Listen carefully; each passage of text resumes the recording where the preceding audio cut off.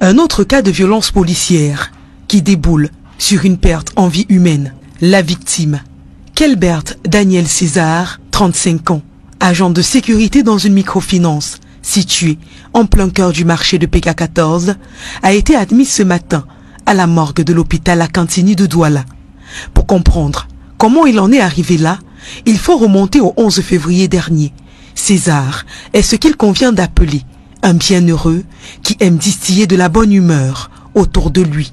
Ce jour-là, il va essayer de faire une blague à une dame régulière dans ce box réservé aux coiffures. Mais pour une fois, sa blague est jugée de mauvais goût. Il a trouvé la dame, il a seulement touché la dame à l'épaule. Elle a dit non, ne me touche pas. Il blaguait le jour-là. Il dit que si tu te touches, tu vas me faire quoi? En blaguant simplement. Elle dit non, ne me touche pas, ne me touche plus. Bon, lui, se disait peut-être que ce sont les blagues qu'il fait souvent avec les gens ici là. Nous sommes habitués avec ces blagues. C'est ainsi que les choses dégénèrent et une bagarre s'ensuit. La dame se lève, elle ramasse la bouteille qu'elle avait à main, la bouteille d'eau à boire qu'elle avait à main. Elle veut taper le gardien avec. Il prend maintenant la bouteille là, il botte ça, la bouteille va tomber là-bas devant. Après elle s'est levée, c'est elle la première à se lever. Elle porte au tabouret, elle dote le gardien. Là, le gardien prend le tabouret, il arrête maintenant avec ses mains. Vexée de l'attitude de César, la dame va se rendre à la brigade de gendarmerie de Lokbessou, située de l'autre côté de la route, et revient quelques minutes plus tard, accompagnée de gendarmes. Quand le gendarme vient, il se présente. Je suis marchand de logis-chef Youssoufa. Peut-on vous identifier? Le gars a dit qu'il ne peut pas partir. Il est en service parce que c'est lui le vigile de la microfinance. Après, il enlève la carte d'identité, il donne à ce gendarme. On a envoyé 2 éléments qui n'étaient pas en tenue. C'est ces 2 éléments qui propulsent le monsieur en route à l'amener à la brigade. Kelbert Daniel est malgré tout interpellé et détenu. Entre de 30 minutes après, la dame revient et dit que je l'ai enfermé. Je l'ai enfermé. Il est là-bas gardé, il va voir qui je suis. Il l'a enfermé. Alors même la dite somme qu'elle devait payer pour les tresses là, elle n'a pas voulu les payer. Donc c'est elle qui me paye. C'est plutôt le gendarme qui m'a payé la honte de revenir à ma femme. Sa compagne et sa sœur, qui se chargent de lui ramener des produits de première nécessité, déclarent avoir trouvé un homme amoindri, fatigué par les coups et les actes de violence subis au cours de sa détention.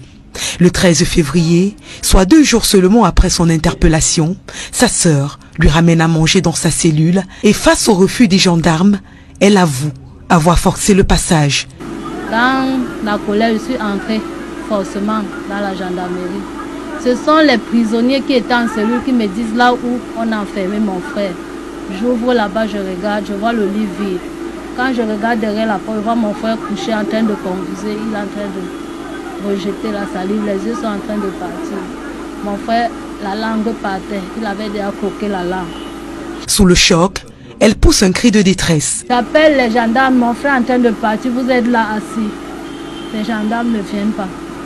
J'appelle les gendarmes, mon frère est en train de partir, les gendarmes se lèvent. Quand ils viennent guetter, ils constatent que mon frère est couché au sol.